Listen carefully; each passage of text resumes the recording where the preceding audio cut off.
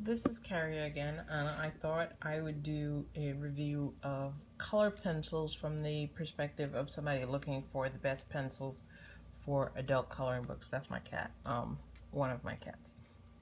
So I saw a lot of reviews online for various different kinds of color pencils, but none of them really focused on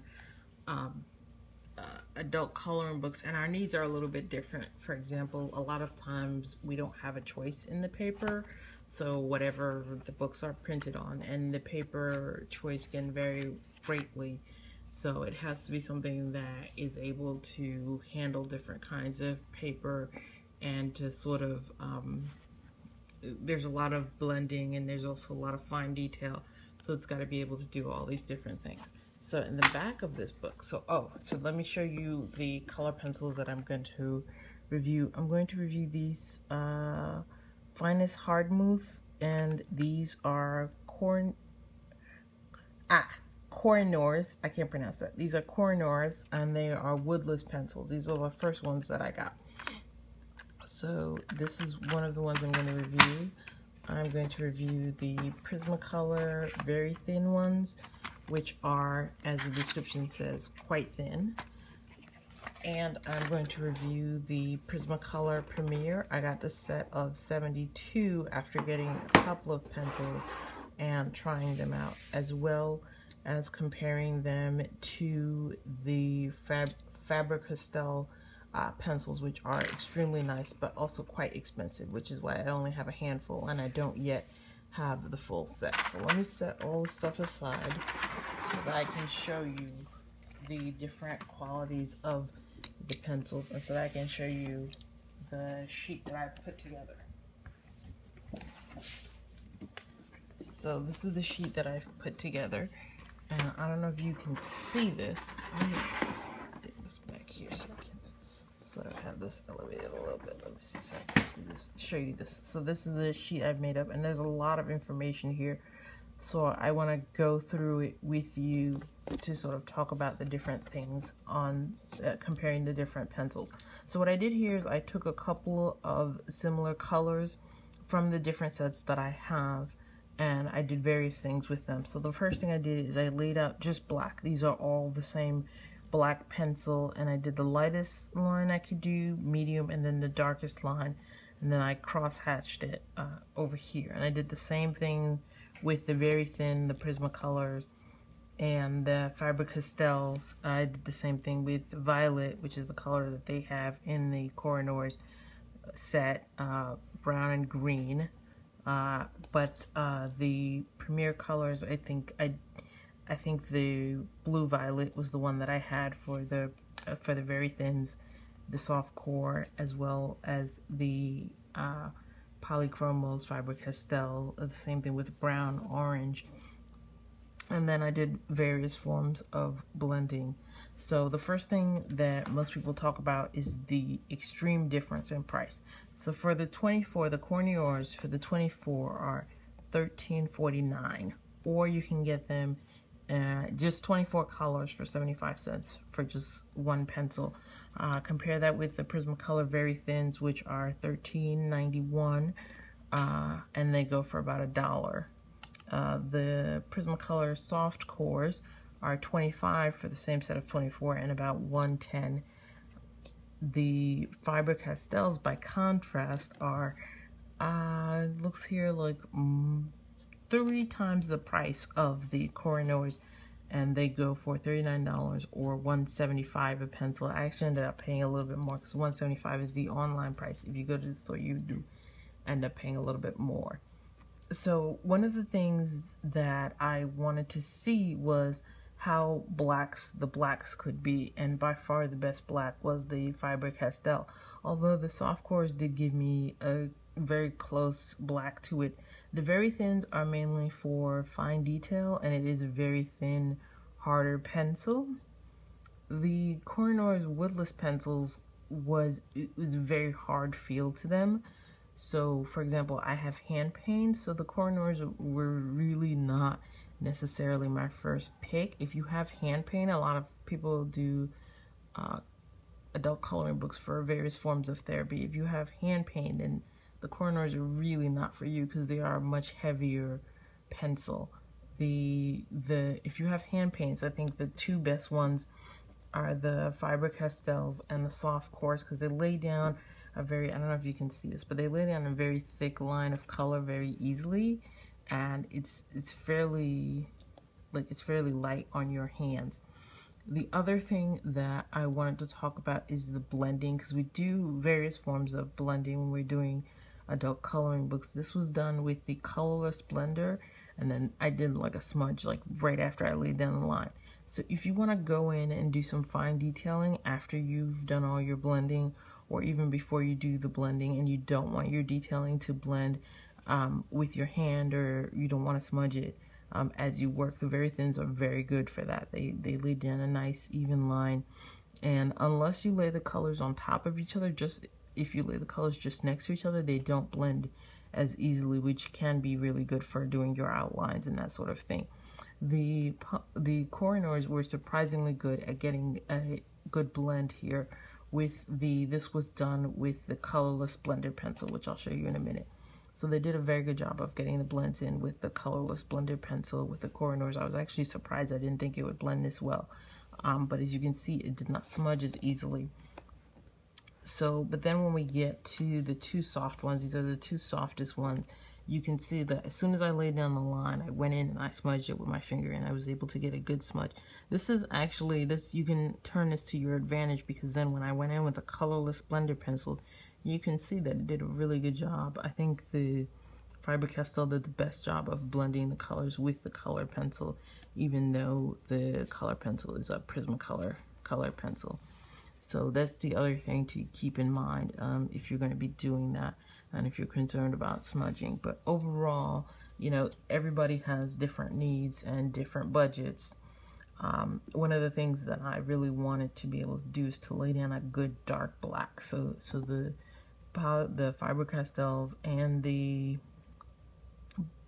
Prismacolors both lay down a really nice dark black. The Kor I Noors, you have to press with a really heavy hand, and it still was not as black as some of the other ones. I really enjoyed the verithin for, like I said, doing those outline in your color pencils. So that was really good to see. Also to see the way the Colorless blending pencil works with the different kinds. If you do the colors next to each other, you may want a different result than if you do the colors on top of each other.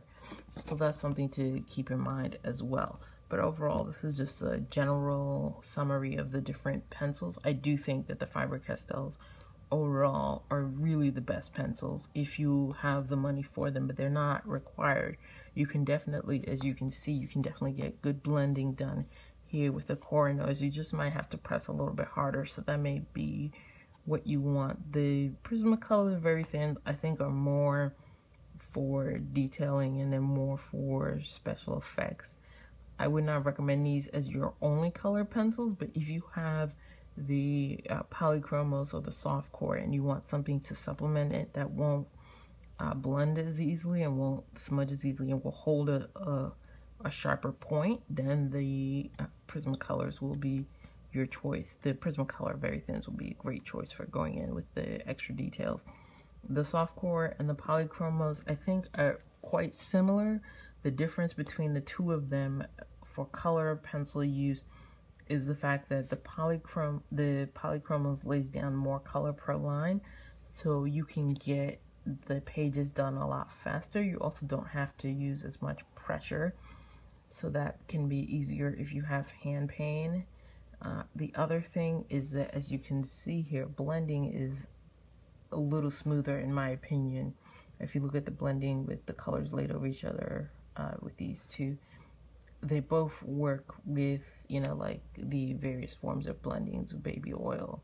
This was Colorless blended pencil, but you can use all the different forms of blending, and none of these pencils really had a tendency to sort of smudge to the next page, so that's always good that you can work on the back page. The other thing to keep in mind is a lot of these coloring books are double-sided, and to me the best ones at keeping the color from going on to the next page or the front of the next page as you're working when the book is closed are these three. These three did the best job. This one was more prone to, if you had the book laid down flat on top of each other, it was more prone to transferring the color to the next page.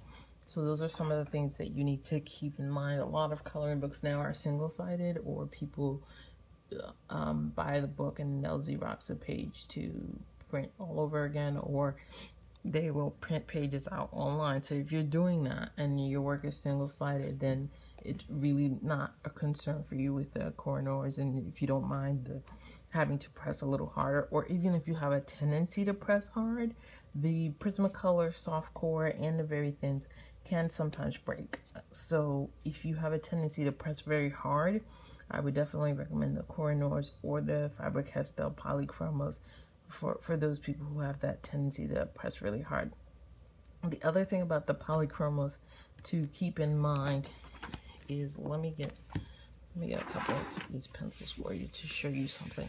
The other thing to keep in mind is that the Polychromos are what they call artist grade. Well, they're all of these are artist grade pencils, but these are pencils that are used by, you know, professional artists who do this for a living. And one of the things that they all talked about is the way that the lead is glued all the way in, so you're not as likely to have breakage within your lead. The other thing is, again, if you suffer from some kind of hand pain, the Polychromos are a little bit heavier, but they're also like really nicely balanced, so there isn't any extra weight at the bottom. These ones are, you know, if you're going to be coloring for hours on end and you have hand pain, you may need to take more breaks when working with this one. I mean, you should take breaks anyway, but you may need to take more breaks. So those are some of the things to keep in mind. The other thing I wanted to do while I have you here is I wanted to try, this is the Faber Castell eraser pencil, and I really wanted to try while I have you here for the first time to see how they are with the eraser pencil, because the eraser pencil lets you erase, and so we're going to see how these erase, like while I have you here. So I'm laying down a fairly hard erasing line on this, and as you can see, oh, that actually doesn't do a bad job of erasing. Let's see this one. Let's see what the so the verithins, I think the Kor I Noors do a better job of erasing. Let's see these. Oh, this does not want to erase at all. You gotta press pretty hard, and then it's not very well erased. So the soft cores so far don't erase very well at all. Oh, this erases really nicely. So as you can see, the Faber Castells, the Kor I Noors, and the verithins do the best at erasing if you want to do various effects with erasing the edges or cleaning up your lines. That's something else to keep in mind. But again, it looks like the Faber Castells again performed the best from these. So these are just some things to keep in mind when you're making your selection.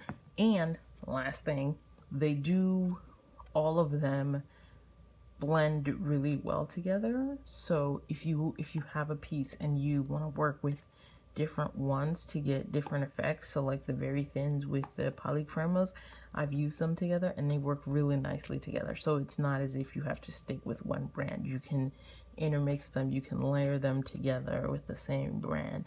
So you can layer them together across different brands. So that's something to keep in mind. But anyway, thank you for staying with me, because I know this was an unusually long video for me. But I hope you enjoy this review and you enjoy seeing how the different colors sort of interact with each other in different ways for your coloring book needs. All right, thank you and enjoy.